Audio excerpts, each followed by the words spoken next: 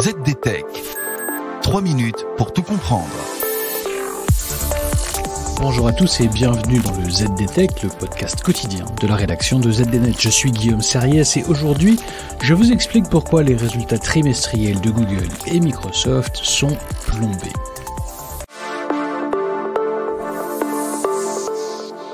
Oui, la croissance du chiffre d'affaires de Microsoft ralentit. Ce chiffre d'affaires n'est en croissance que de 11% pour le trimestre dernier. Reste que les activités de cloud computing de la société, c'est-à-dire Microsoft Azure, aident à compenser le déclin tout relatif de Windows.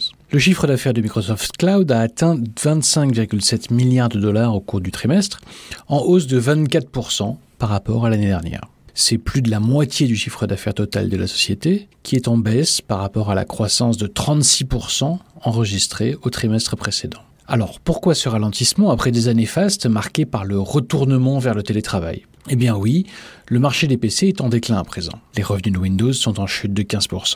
Mais surtout, c'est l'appréciation récente du dollar américain qui nuit à l'export dans les résultats du groupe. À noter aussi une baisse des dépenses publicitaires qui touche LinkedIn, le réseau social pour les pros racheté il y a quelques années par Microsoft. Et le marché de la pub qui vacille touche bien évidemment aussi Google et sa maison mère Alphabet. Alphabet a ainsi réalisé cet été la plus faible croissance de son chiffre d'affaires depuis 2013, hormis le début de la pandémie. Le groupe californien a publié mardi un chiffre d'affaires trimestriel tout de même en hausse de 6% sur un an. Mais ce résultat est largement inférieur aux attentes. Certes, l'activité Google Cloud est toujours en forme, à l'instar d'Azure pour Microsoft. Mais dans le détail, ce sont les revenus publicitaires de YouTube qui sont en baisse de 2% à 7 milliards de dollars, une première dans l'histoire de la plateforme vidéo. Alors oui, le marché de la pub est certes en contraction, mais il faut dire que la concurrence est rude. La concurrence du streaming et des formats de vidéos courtes, sur des applications comme TikTok par exemple, fait énormément souffrir YouTube. Le relais de croissance de Google, de façon assez inattendue, pourrait provenir de sa gamme de smartphones Pixel.